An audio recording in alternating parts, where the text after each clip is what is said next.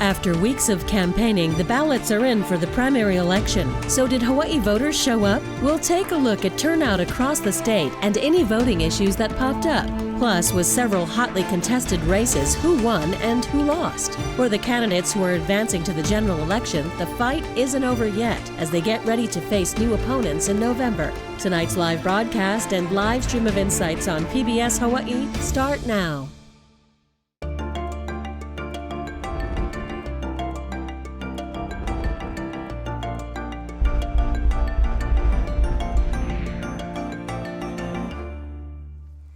Aloha and welcome to Insights on PBS Hawaii. I'm Daryl Huff. After a record voter turnout in the 2020 primary election, the numbers for this year's primary dropped. Of the more than 853,000 registered voters in the state, only about 40% cast ballots. That's about 338,000 voters. That's actually more than other non-presidential years, but there are suspicions voting was suppressed by nasty campaigning and out-of-control PAC spending. Tonight we'll break down Saturday's election results and what we can expect for November. We look forward to your participation in tonight's show. You can email or call in your questions, and you'll find a live stream of this program at pbshawaii.org and the PBS Hawaii Facebook page. Now to our guests. Journalist Catherine Cruz is with Hawaii Public Radio. She's the host of The Conversation and a member of HPR's news team. She previously worked as a television reporter for more than 30 years at KITV. Colleen Huaichi is the managing editor of the Maui News, which is a daily newspaper that covers issues happening on Maui, Lanai, and Molokai. She grew up on Oahu and interned at the Molokai Dispatch paper before joining the Maui News. Chad Blair is the politics and opinion editor for the online investigative news website Honolulu Civil Beat. He's been a writer, editor, and teacher for more than 25 years in Honolulu. And political analyst Colin Moore is an associate professor and the director of the Public Policy Center at the University of Hawaii at Manoa. Let's start by talking about any surprises we had. Catherine, I'll start with you. What, if anything, caught you by surprise at election night? I wasn't surprised. I guess the one thing that did surprise me is I talked to more than a few voters who said they were going to pull a Republican ticket because they didn't like what was going on with advertising on the Democrat side. Now, Colleen, you guys had a hotly contested mayor's race. Was there a surprise there at the end? There was some surprise in a sense, but it wasn't entirely unforeseen. Rick Bisson, when he first announced that he was going to run for mayor, he became a contender from the start, raising a lot of money. And I think Victorino, he had the advantage of incumbency, right? But that was kind of offset by the fact that he was an elected official in the pandemic. And I think everybody's political stock took a hit. And well, Kelly King also, Maui often breaks environmentalists, and more conservative, but Kelly King didn't finish in the top two. That was a surprise as well because it was like that. A lot of people thought, she represented a progressive vote. She ran as a climate change mayor. And so I think a lot of people thought she would have finished higher. But part of that was because, and she mentioned, maybe if I had filed earlier, it would have been a different story. She filed on the deadline, June 7, so a little less momentum than perhaps the other candidates. Chad Blair, what about you? Any surprises? Yeah, actually I was. I was surprised that Jill Takuta won as handily as she did over Pat Bronco. I mean, that was a landslide. I thought those negative ads actually might chip away, and some pretty smart people I know thought Pat Bronco might surprise people. Same goes for the LG race. I thought Ikaika Anderson might pull it off, especially after he had the endorsement from Be Change Now, but Sylvia pulled it out by a solid 10 points. And also, I was kind of surprised by the size of Josh Green's victory. What do you attribute that to? Well, look, Josh Green had everything going for him. He had most of the union endorsements. He didn't actually have more money than Vicky Cayetano, but he had enough money. The thing that surprised me about this whole governor's race is how stable Green's lead has been through the whole thing. I mean, the early polls in January saw him at about 60%, and that's what we got on election night. I mean, the thing about Josh Green that's so interesting is in a lot of mainland states, if you were the face of the COVID response, that could have ended your political career. For Josh Green, I think people decided back during COVID, this is the guy we want, this is the person we trust. And he didn't have to do a whole lot after that. I mean, he was in people's homes. That's something he often liked to emphasize. And he had ran a campaign where he really stayed on brand. I mean, people made fun of Josh Green for always wearing the scrubs and talking about being a doctor, and it became a bit of a joke, but I'll give Josh Green credit. He's a very disciplined candidate. That was his brand, and he stayed with the comforting, family man doctor the whole campaign. Catherine, you mentioned that people were telling you that they were disgusted with what was going on. Mm-hmm. What were the things they were telling you about the Democratic side? They just didn't like the ads. It was just incessant, like every 3 minutes it seemed like there was the same one over and over again, and I think it backfired. Do you think also, though, the way the candidates related to each other when they were together, the way that they would snipe at each other and the comments and so on? Yes, and I think, Chad Blair, we were talking about how during the first debate, they were just going at it, Kahele and Josh Green, and we thought, oh gosh, has it set the tone for the rest of the election? It's interesting because unlike Ikaika Anderson, Pat Bronco did attack Jill Takuta early on, basically on the same platform. You got that NRA endorsement. Anderson did not take that path at all, did not denounce those ads. Late in the campaign, Pat Bronco did change his tune and says, look, really late. Really late. It was the one about the school shooting in Texas, even though that had already run, and by then it was really too late. But that sniping, I'll admit to enjoying that a little bit, but I think that brings out, in many ways, your true character. It shows your temperament. What do you think, Colleen, from a Maui perspective? Maui was what seemed like it had some wellspring of anger there already. It kind of came out on election day at the voting center, for example. Did you get that same sense that on Maui people were kind of disgusted with politics? There's definitely some frustration, and we saw that early on when, there's a recall effort to try and boot Victorino out of office, and they didn't get nearly enough signatures that they needed. And part of that was the fact that it was just so close to the election. And I think people thought, look, we're going to vote soon. Let's decide then. And the other part of that is just, I think there was frustration, but perhaps not enough to create a political change, because there were multiple candidates who did run because they were upset about mandates, and perhaps didn't do so well as they thought they might have. Colin, why do you think that Kahele did so poorly? Well, I mean, there are a number of reasons. First is he had far less money than any other candidate, and of course he missed the deadline to acquire public funding, which is what he had built his whole campaign narrative around. So that was a huge disadvantage. I think if you're going to run for statewide office, you have to be on television, you have to have those big ad buys, and he didn't have that. He also got a lot of intensely negative press coverage. I mean, and not all of it was unfair. I mean, the proxy voting, some of these other issues, I think really hurt his campaign early on when people were really getting to know who Kahele was. And I think that hurt him out of the gate. But the money in particular, and also I don't think he did himself any favor sometimes about being really aggressive in some of those debates. Now, of course, Josh Green did the same thing sometimes, but I don't think that really communicated the message Kahele wanted to. I mean, he is a very charismatic candidate, but not having that money, not being able to pick up those union endorsements, and entering so late that he couldn't build the campaign infrastructure. I mean, Kahele, and I was saying this, we were saying this before the program, although he's running for statewide office and he was a congressman, he's not that much of an experienced politician. He hasn't had to run a lot of hard races. I mean, he easily won his father's state Senate race. He got into the race for Congress, and he didn't really have much opposition because Tulsi Gabbard didn't decide to run for re-election. So he hasn't had to build that statewide campaign infrastructure, and I think that really hurt him. Catherine, in the governor's race, how did you feel about how Vicky Cayetano ran her campaign? Well, it was interesting, when you watched her during the debates and the forums, a lot of times she'd just stand there and take the high road because Kahele and Josh Green would, go after each other. And I think she just tried to set herself apart, saying, I'm a businesswoman, this is what I've done, I'm not a career politician. When she was in our studios, I asked her, I said, well, when you were First Lady, did thought of being the governor ever enter your mind? And she said, no, it wasn't until, way after. Kahele, we had him in our studios Monday before the election, and I said, if you lose on Saturday, are you going to run for office again? He goes, no, never again, that's it. This is it. This is his one shot. What do you think of that bitterness level being expressed by candidates, right, who usually cover up that kind of thinking. I don't think it ever plays well. I'm thinking of Richard Nixon in 1962, right? He loses the California race after the close race for president against John F. Kennedy.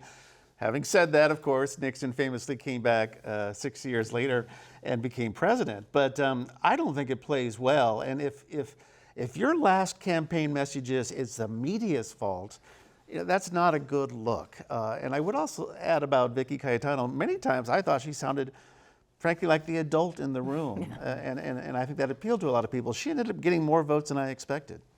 Colleen, what was your take on the governor's race? What jumped out to you? It was actually interesting, I was talking to Colin about that earlier, is that the way that our Democratic primary for governor shook out was a little different from the rest of the state. Obviously, Josh Green still finished far ahead of the other candidates, but Kahele was second in ours, and then Vicky Cayetano was third. And I think part of that was just the fact that, Kahele and Josh Green have been serving as our elected officials over the past couple of years. They've made multiple visits to Maui. Josh Green came during the vaccine rollout. Kahele came during, in the aftermath of storms. So that visibility, that interaction with the community, I think people, saw them and recognized them. And Cayetano, people know the name, longtime political circles, but I think because Josh Green and Kahele had that visibility as elected officials, that played in their favor. Let me bring up this issue about ethnicity because in Hawaii, usually the first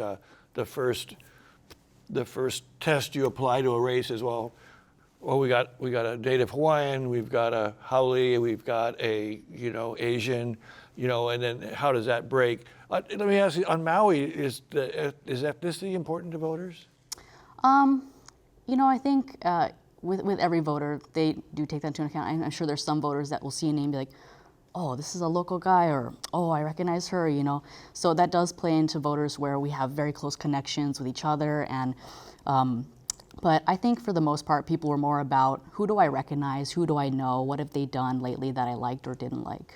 Colin, what's your take on the ethnic issue this year? Well, one thing I'll say about that is that this actually in some ways was a disadvantage for Kahele because Josh Green was also a Neighbor Island senator, and some of the polls we saw, some of the media polls actually showed them breaking the Native Hawaiian vote evenly. And so, people are, I think, a little less predictable than, we might think.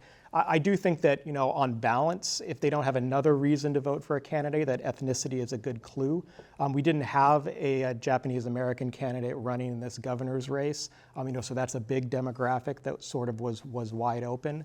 So I wouldn't read too much into it, but I would say that one of Josh Green's advantages was that he did have that Neighbor Island background, and he did have a lot of loyalty among Native Hawaiians, at least from what the polls were showing, that they were breaking evenly. Let me ask all you guys, just one other factor in the governor's race was that, oddly enough, Vicky Cayetano's friends or supporters formed this PAC and did the very recognizable ad with the two brothers, Josh Green is not a board certified doctor, and it was really a very hard hitting and quite negative ad, delivered in a humorous way, but it was really tied to Vicky Cayetano. And do you think that was fair, and do you think that hurt her, Chad?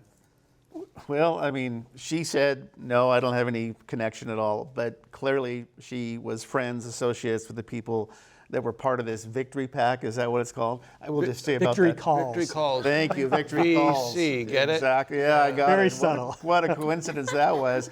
I actually laughed at the brothers ad. I know that you hated it and you thought it was really poorly done, but it did resonate, that message, board certified, don't take me to Queens or whatever the case was.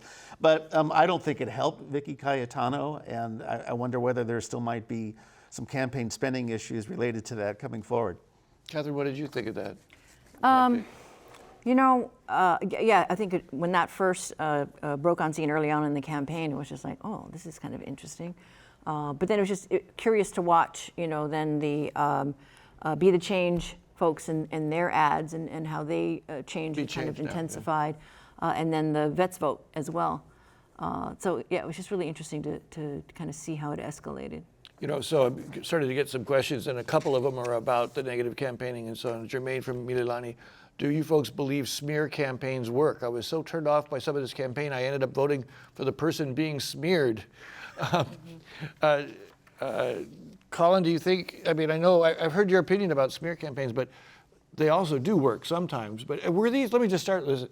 Do you guys think that there really was smears in this campaign, in the sense of the kind of smears we've seen before? We use that word, but I mean, a lot of the ads were based on records, based on facts, but they were put together in such a way that, you know. Well, I think they were smears. I mean, if you look at the Sylvia Luke ads, I mean, what was actually said and what was implied are two very different things. I mean, what was said, you know, according to the text might have been truthful, but then what was implied was that, you know, Sylvia Luke was corrupt. And so that's absolutely a smear. And they ran that because they knew that voters were intensely worried about corruption for obvious reasons, coming off the Kaniela English, Ty Collins scandals. So I think that's a smear for sure. I think Jill Takuda maybe not so much. I mean, you know, they were basing this on some factual thing about an NRA rating. It probably wasn't fair. Maybe it wasn't a smear.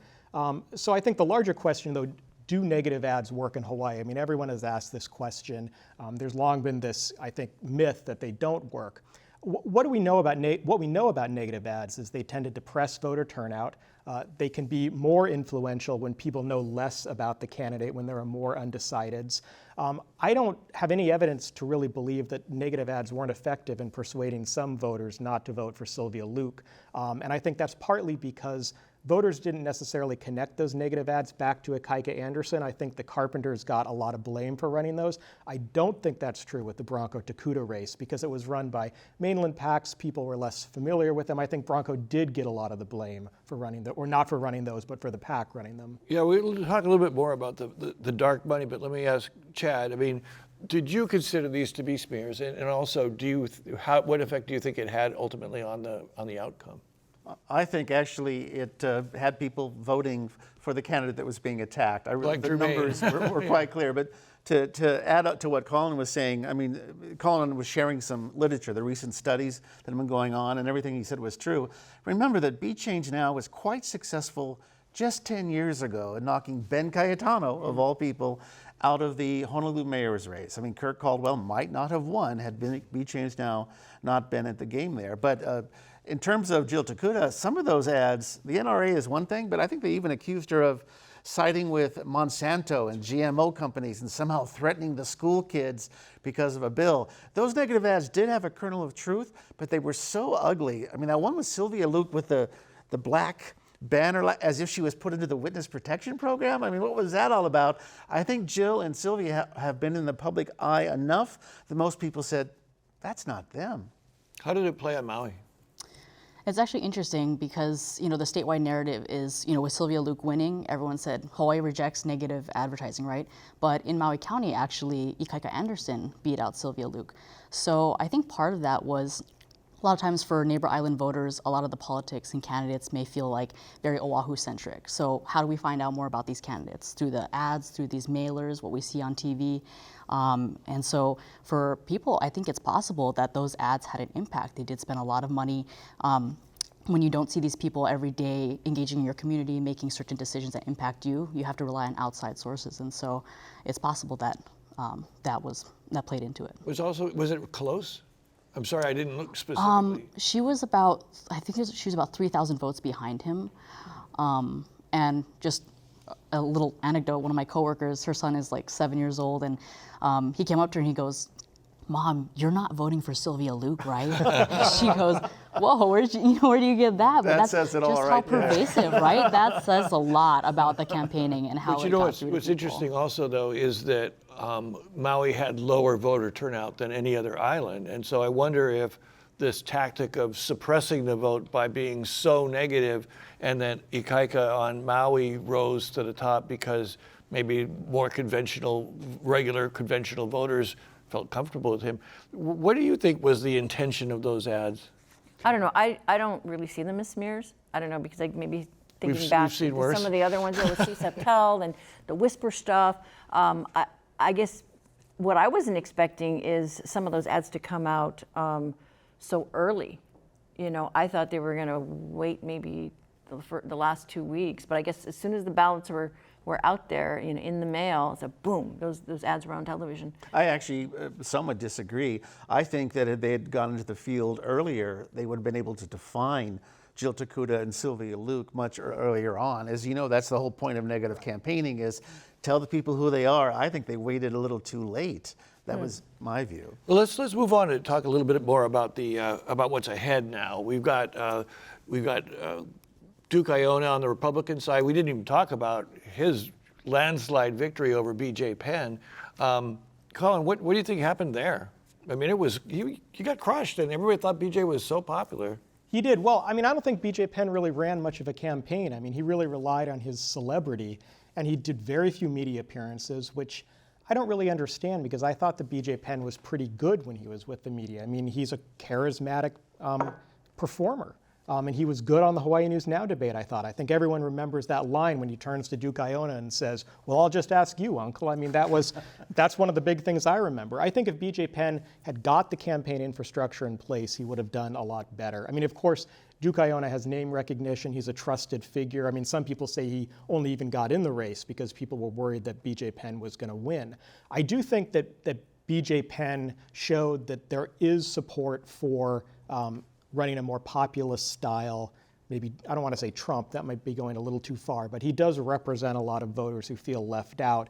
And I do think it represents the split you see not only on the mainland, but also here in our Republican Party between maybe the more Linda Lingle conservatives who want to just be to the right of the Democrats, and people who are really angry. I mean, angry at the state and want a more populist style campaign. So if B.J. Penn came back in 2 years, and he really ran a professional campaign, and he was ready for these media appearances, I expect him to do a whole lot better. And if Duke Iona isn't in that race, he could really run away with it. The other person I wanted to mention, because he came in number 3, is Gary Cordray. And maybe if Gary Cordray hadn't been in that race, I mean, someone who also represented more, I think, of an evangelical vote, if he hadn't been in that race, some of those voters probably would have been B.J. Penn voters too. Colleen, how did B.J. Penn's campaign play out on Maui? He actually wasn't too far behind Duke. Duke did win in Maui County, but BJ was close behind. I think part of that too was, we were talking earlier about the frustrations that a lot of people had with some of the COVID mandates and restrictions. We had some rules that other counties didn't have, and so I think that might have played into it, his success there. Did you have a chance to talk to BJ, Catherine? No. He had said, "Oh, save a slot for me," and then bail at the last minute. It was interesting, though. We did have the Republican Party chair, Lynn Finnegan, in, this past week, just talking about the outcome and, the Trump factor, right? Some people might have voted for Duke Iona because they didn't want B.J. Penn because he represented Trump, which was a negative. So it's just interesting to hear. Chad, what do you make of how well Iona did, and what does it say to you about what might be happening for the general election? Well, remember, there were 10 people running in the Republican primary for governor. That's astonishing. And I think Colleen's absolutely right. Several of those candidates were anti-COVID mandates and restrictions. Gary Cordray right at the top of the list, but others as well. I do think the Trump factor is there too. I believe during the super debate that we participated in, if I remember correctly, I think B.J. Penn said he'd be supportive of Donald Trump or Ron DeSantis. And if you look at it, it wasn't close. I mean, it was a complete landslide. And Duke Iona has twice lost this very same race before. So I think there's a lot of factors at play. A lot of those other Republicans did not do well at all. This is an interesting question. What do the panelists think about the Republicans having a governor and lieutenant governor pair who are both Polynesian? It's an interesting question. What do you think, Colleen? I think it's great to see representation in government. A lot of times we hear people concerned about Native Hawaiians being displaced in their own home, their own islands. And so to have more people who understand, the Native Hawaiian perspective, the Polynesian perspective, I think that's good in politics. What do you think, Colin? Do you think that gives, historically, Native Hawaiians have been Republicans. Some of the most, I think Prince Kuhio was a Republican, right? That's right. So, that's been historically. Do you see maybe a surge of Hawaiian interest in this race? Potentially. I think people are going to give them more of a shot than they would have otherwise. Take a really careful look at Junior Tupa'i, and of course they already know Duke Iona. The other thing I'd say about these two candidates is, to me, I mean, I know they don't agree on all the policy issues, but they seem relatively aligned in just terms of their personal manner. We know they're both very religious figures. They're both strong speakers from what I've seen. And so I don't think you're going to see this kind of strange phenomenon we saw 2 years ago with Andrea Tupola and the Republican LG candidate when they really couldn't get on the same page. These, you know, Tupai and Iona are going to be pretty united. What do you think about the general for the governor's race? Well, it'd be interesting, you know, to see. I don't know if there is enough support to get Duke in, you know, like we saw with Linda. I can't believe it's 20 years that has passed. Don't remind me. Yeah, so, I mean, you know, it is interesting to see the Republicans run so many candidates in so many races because they're down to 4 in the House, you know, 1 in the Senate. And, you know, Lynn Finnegan says, yeah, I think there was, 20 at one time at the height of it? We should definitely talk about the legislative races, but if I just might add, you had asked earlier, why haven't we had more success with the Native Hawaiian vote? I remember, it wasn't just Kahele, but Ikaika Anderson, Native Hawaiian Pat Bronco, Native Hawaiian, mixed ancestry for a lot of these folks, and yet it's the Republican Party that's putting together a Native Hawaiian at the top, and I think that is intriguing. But it's also a very different Republican Party than the 1920s in Prince Kuhio. Yeah. Khalid, on Maui, is there a strong Native Hawaiian presence politically? Do they tend to coalesce at all in Maui races? You know, in thinking about the candidates, you know, Bisson is, you know, Native Hawaiian, and I think that is big. When there was like a debate, and he started with an oli, and I think, you know, that probably a lot of Native Hawaiian voters went, wow, okay. He was tremendously popular. It was really striking how popular he was, considering he's never run for office before. Yeah, definitely. And I think part of that is the fact that he has a lot of government experience, but not necessarily as maybe a mayor or a council member. So crafting policy, obviously, that makes you very unpopular, right, if there are people who don't agree with you. But being a judge, I think, gave him some sort of you know, credibility in terms of his government experience, but not the same baggage that comes with being an elected official. So let's move to the legislative races for a little while. There's quite a number of open seats, as Catherine mentioned, quite a number of competitive races. At least you've got both parties in there. What do you think, Colin? I mean, we've got 1 senator and 4 representatives now. You know, because Bob McDermott decided to run for Senate. So where do you think we're going to end up? Well, I want numbers. I want specific numbers. Look, I think it's going to stay relatively even. We know that Kurt Favela's coming back because he didn't have any competition. I think that Gene Ward too. Right? Gene Ward too, exactly.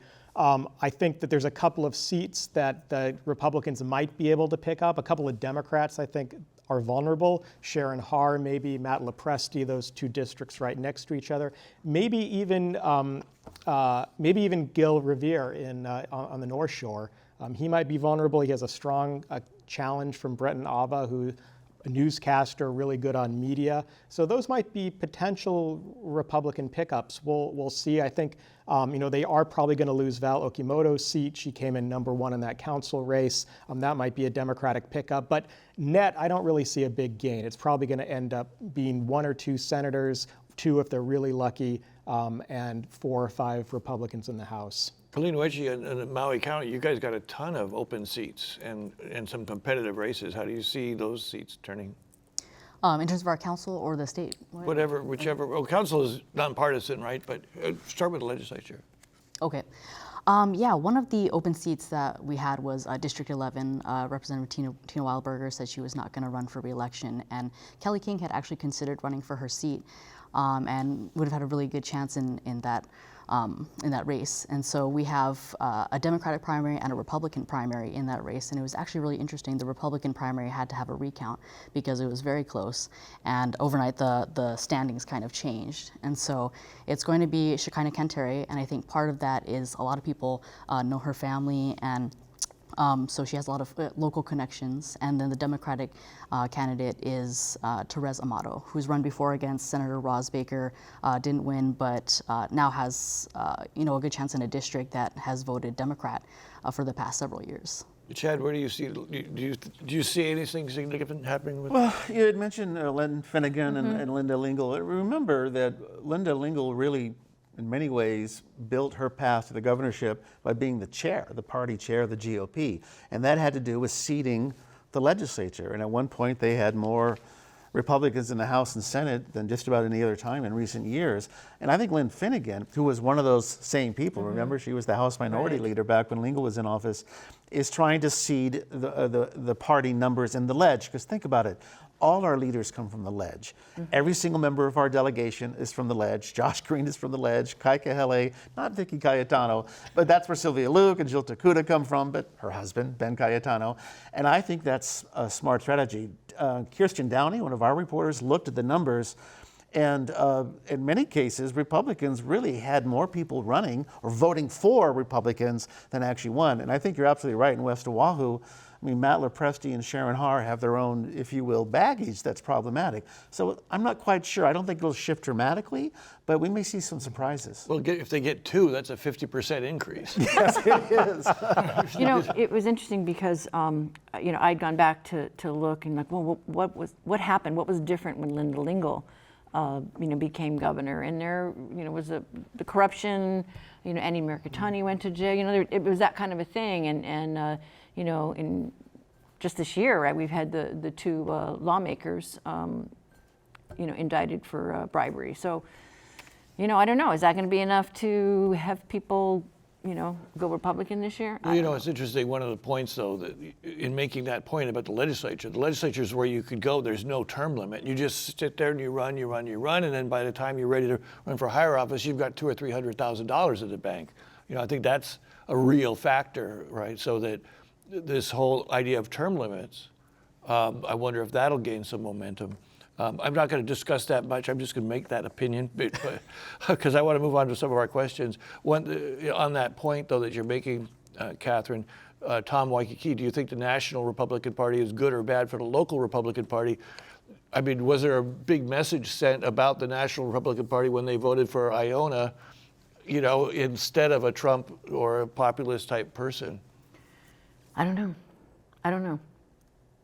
Colin, do you know? I think it's bad. I mean, I think it's bad because it's a very deeply conservative brand on the mainland right now.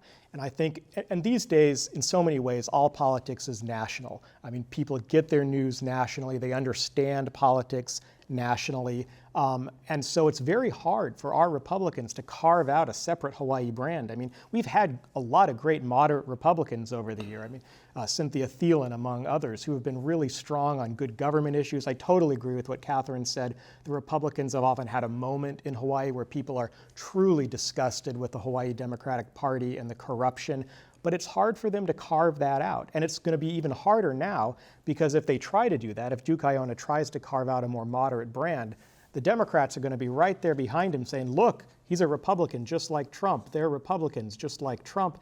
And that's poison. I mean, it's not the case that there aren't ways for ideological conservatives to win here. We saw that with Rick Blangiardi. We've seen that with a lot of nonpartisan races where if you don't have that R next to your name, you can do all right, even running, you know, as a relative conservative.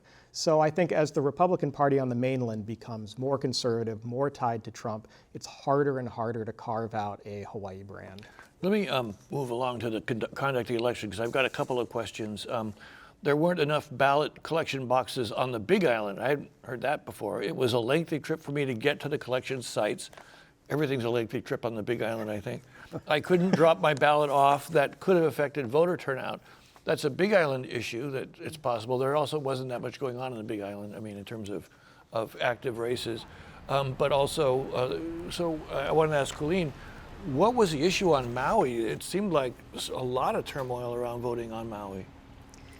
Yeah, there's some, you know, since we've gone to mail-in voting, people have expressed concern about the fact that there aren't enough voter service centers. And, you know, we have 3 islands in our county, so it's tough. There's one on Molokai, one on Lanai, and then 2 on Maui, one in the central area, Wailuku, and another out in Hana. So they closed the Hana one on election day, right? It's, I forgot what the hours were, but it's definitely limited compared to the other ones. So for people, they said, that's not enough. And there was some frustration the day before the election at the Voter Service Center in Wailuku. And it actually wasn't about the fact that there weren't enough. It was about the fact that they had to sign these affidavits, and there were questions about that. So that was part of what led to some confrontations, and staff ended up calling police because they were concerned about where it was going. To answer the voters' question, though, do you think that that lack of service centers and so on actually made fewer people vote?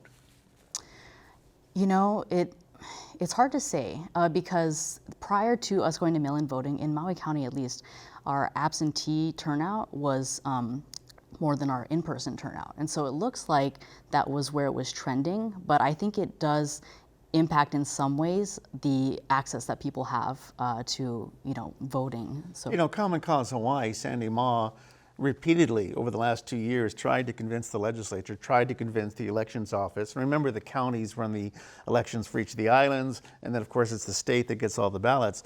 But she said, you got to have many more of these voting centers, these drop-off boxes as well. And she said the same point after the primary closed. And I think that's something that the legislature is going to have to revisit because it does go to the ease of being able to vote. Colin, do you think that there was an impact? And I'm wondering, a highly suspicious person, whether the legislature intended to suppress votes by making it easier, or I mean, their argument clearly is mail-in voting is the easiest way to vote. I don't know. I don't know if I'm quite as suspicious as you, but I think it would be helpful to have more drop boxes. I mean, we saw in that third printout that there were a ton of new ballots that came in, which means that a lot of people were waiting until the last minute. It's something that's easy to do. I mean, there's no cost, so why not do it? Catherine, you thoughts on? Well, I was one of the people that voted on election day. I went early in the morning and there were no lines, but I know talking with the chief elections officer, Scott Nago, he says, this is a different system. Everybody's got to get used to it. The more people that return their ballots early, we can get them in the queue, and then you don't have this big drop at the end of the day, and you're like, oh my goodness, this is going to take 2 days to kind of go through this. So. Well, it's interesting. It's an interesting point because I did speak with Lynn Finnegan, the Republican chair, afterwards about it. She says, it's not just Republicans, because a lot of those last-minute votes were Republican. I mean, you saw real movement toward Republican candidates in those last 40,000 votes, say. But she said some people that's the way they want to vote. Mm-hmm. It's not because they don't believe mail will work, but and I remember this, it was always a nice sensation to go with your neighbors to a polling place in your neighborhood. You felt good. They gave you a little sticker.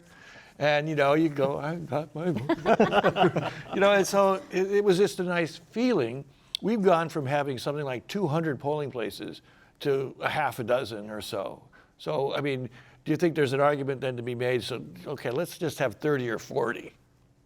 I think so. I mean, I think we should make it as easy as possible for people to cast their ballot. And, there's a lot of states, of course, where you just need it postmarked by that date. Alaska is one of them.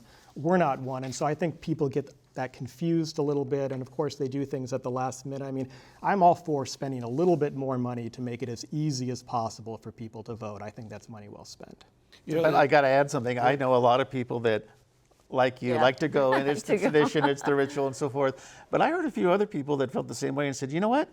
I actually could take my ballot home and I could look the people up on the internet and find out more about them. And our candidate Q&As at Civil Beat were among the most widely read stories on our site. People were trying to learn more. You can't do that when you've been waiting in line and then you cast the ballot and then you leave. You move the curtain. There's nothing like that sensation when you open the ballot, you go, I don't know who any of these people are. The school board elections, remember that? I do.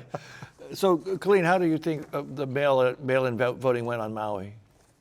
I do agree that it would be good to have more voter service centers, especially with neighbor islands. Transportation is always an issue. We have fewer roads to get places, and some of them are very treacherous if you've ever been on the road to Hana. So I think it would be good just to have more places that, not just in a central location, but just serve communities that are maybe more difficult to reach farther from the location that they've chosen.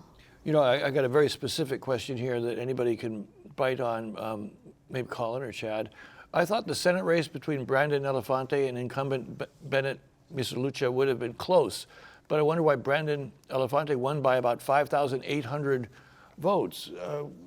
I'll take a guess. I mean, I think first, It was his council district. it was his council district. Bonette Mizalucha was appointed to that district, and she wasn't the only person who was appointed to her seat who lost. Laura Ocasio on the Big Island also lost to a much better or much more well-known Lorraine Inouye, so I think that contributed to it. Brennan Elefante, I know, had more money, and I also heard him say he knocked on 8,000 doors. I mean, he is an incredibly hard-working politician. He already was starting from an advantage, but that shoe leather politics, of course, still works. It's still the most effective way to turn voters out. So, I think that's largely the story there: hard work and name recognition. We talk about money, but I always go back to Bernard Akana and that race for mayor on the Big Island. I mean, he just had coffee with his friends, and he was up against. Well, that was always Calvin Say's thing, Yeah. right? I knock on every house in my district, and that's one of the good things about having 51 house districts. They're all fairly small,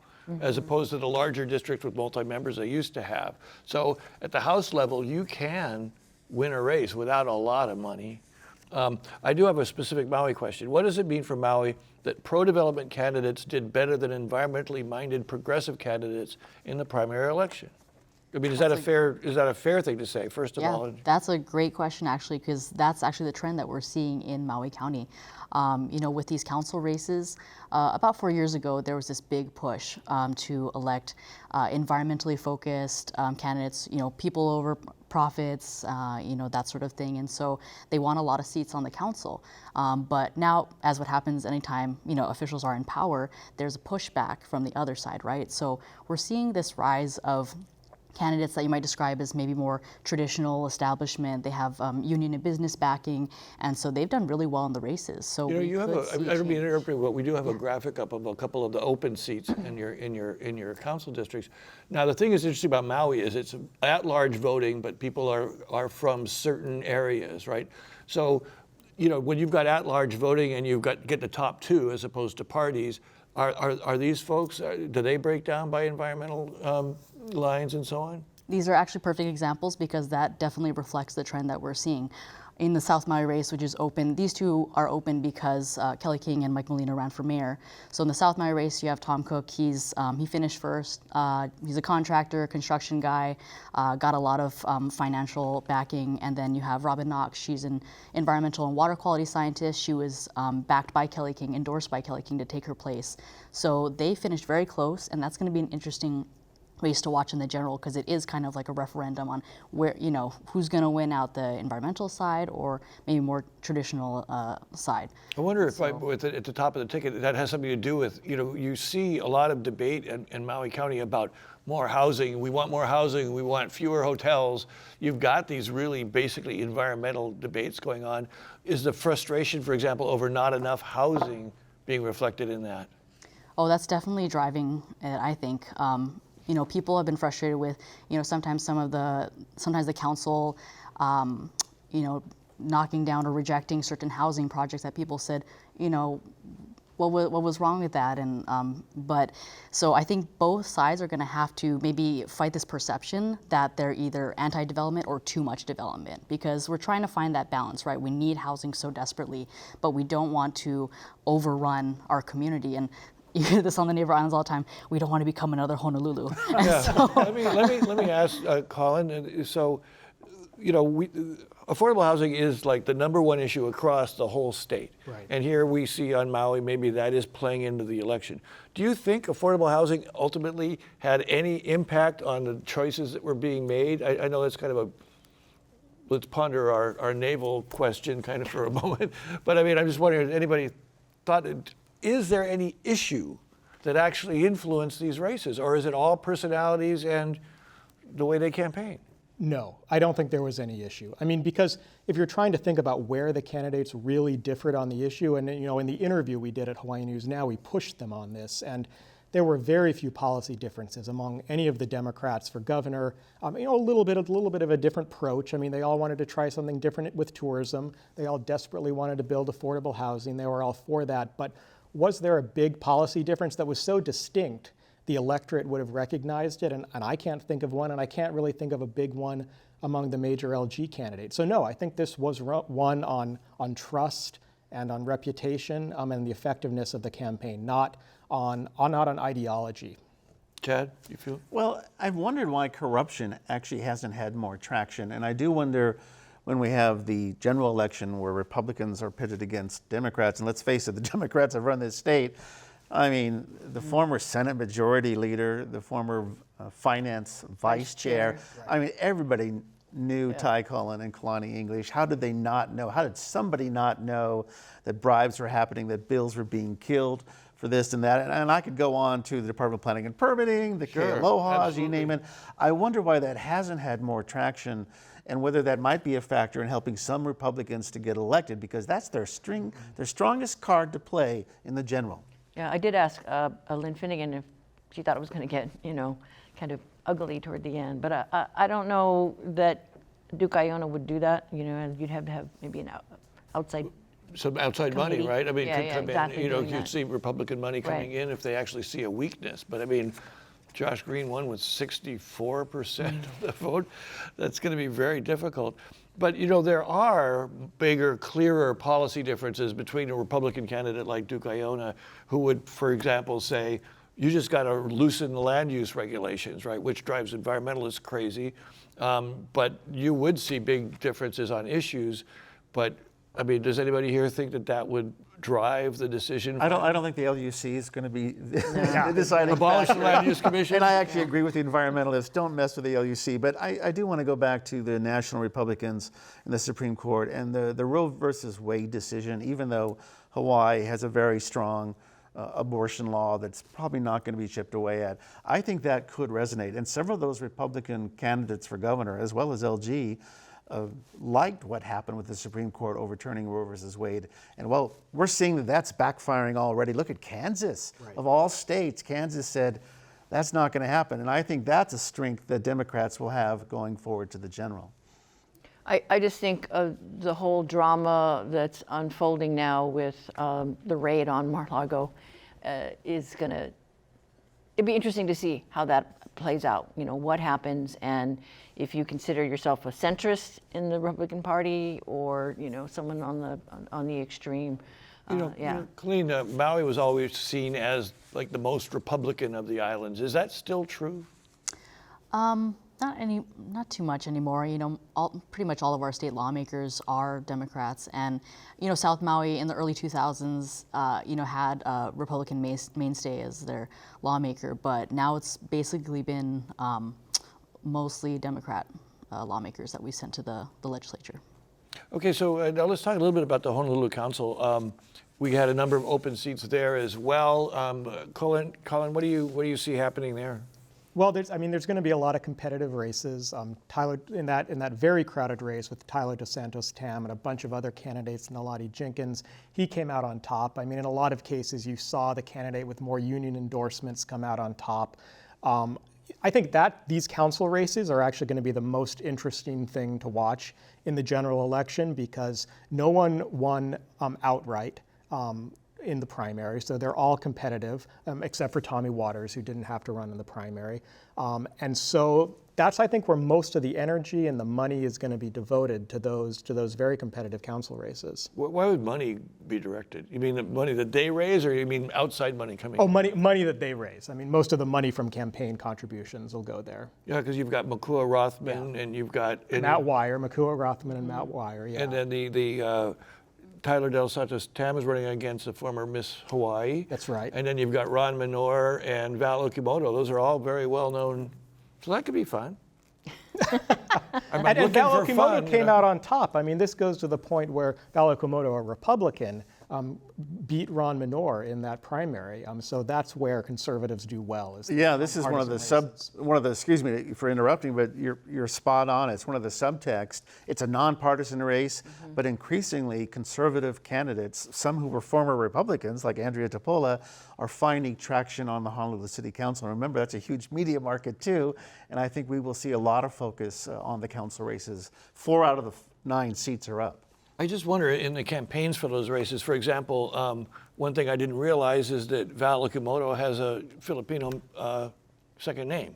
She's Val Aquino Okimoto, and that's where all the signs were in Waipahu. So I think that was one of those things that I don't know how much actual campaigning was going on, whether people know they're conservative or not. It's name and face recognition could be a big part of it. Well, we talked about this earlier. I mean, I do agree that as a society, we're moving further and further away of people just picking someone because of their name. But let's not kid each other. Ethnic voting is still very important, and there's a reason why you're seeing people use that middle name that normally wasn't brought out widely. It works. Yeah, I'm like, whoa, I didn't know that. So let's go back to the dark money, okay? Because even though, you know, when we did an Insights program, when we had the 4 lieutenant governor candidates, Amamiya came out attacking on the corruption issue, and then stopped doing that completely the rest of the campaign. And one of the things I noticed, I wasn't getting any questions about corruption. There's no questions here about corruption, right? So do you think that voters really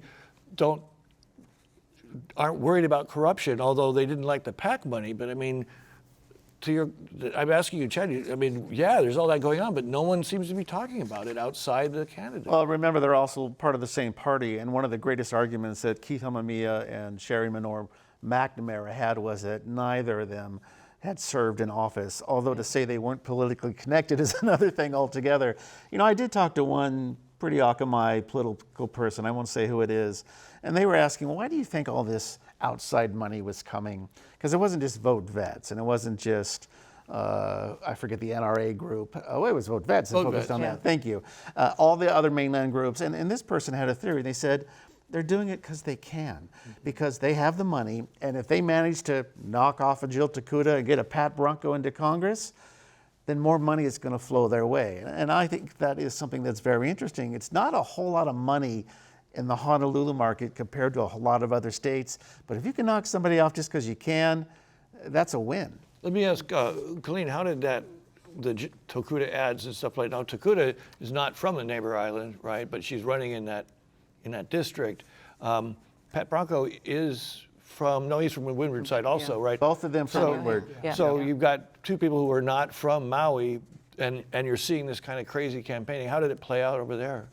She actually did very well, and I think part of that is the fact that, you know, she's been a state lawmaker for a long time, so people probably recognize her. You know, she chaired Senate Ways and Means, and also actually recently, I think it was around 2019, she came to briefly be the executive director of the Nisei Veterans Memorial Center on Maui, and now she's their external director. So, you know, any kind of connection you've got to neighbor islands, I'm sure that, you know, has her working with and talking to a lot of people in Maui.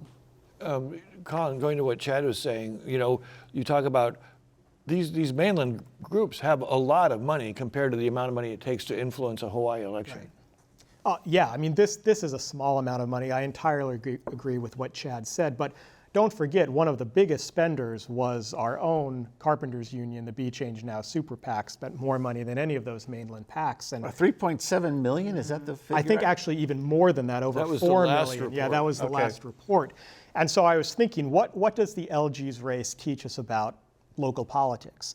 And I think what it says is that union endorsements that still can provide that ground game to get votes out, the kind of endorsements that Sylvia Luke had with HGEA, HSTA, all the big unions. UPA. I think that's responsible for her victory, because, you know, they have a ground game, they have an operation.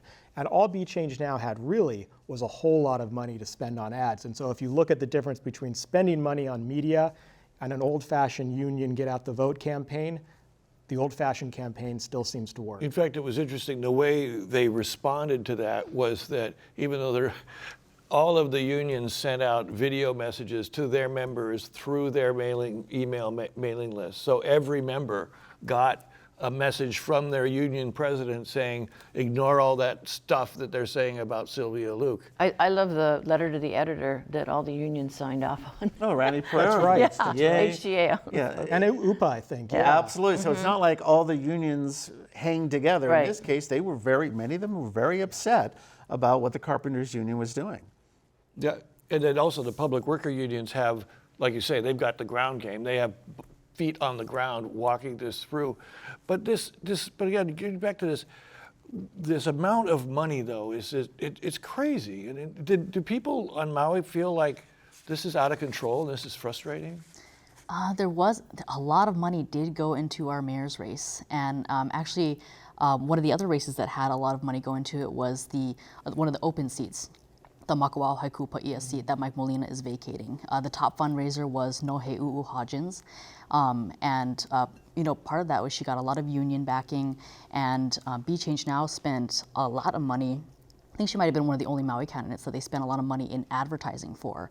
So she had this combination of, getting a lot of advertising as well as having connections to, endorsements from the unions. And, her dad is a longtime Maui field rep for the Carpenters Union. So that's a really good point because that kind of money can really influence a House race or a Senate race. And they have a very specific agenda for what they want to see those votes do. I'm going to ask this, Colin.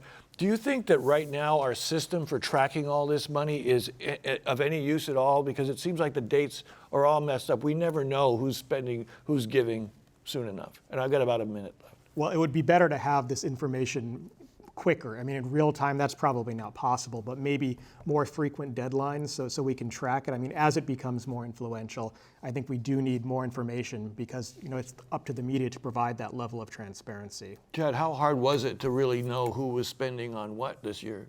Well, as someone who goes over those campaign finance list, I mean, they're very detailed. I will say this, there is some talk about maybe requiring even greater disclosure. Gradually, the legislature has moved to moving those deadlines up, requiring more things. Maybe for those super PACs, you ought to have the top contributors on those mailers, right? Okay, very good. All right, well, thanks, guys. That went quickly. Mahalo to all of you for joining us tonight, and we thank our guests, Catherine Cruz of Hawaii Public Radio, Chad Blair, Honolulu Civil Beat, from the Maui News, Colleen Uechi, and political analyst Colin Moore. Next week on Insights, a doubleheader featuring two races with no incumbent, Honolulu City Council District 6 and State House District 39. Please join us then. I'm Daryl Huff for Insights on PBS Hawaii. Aloha.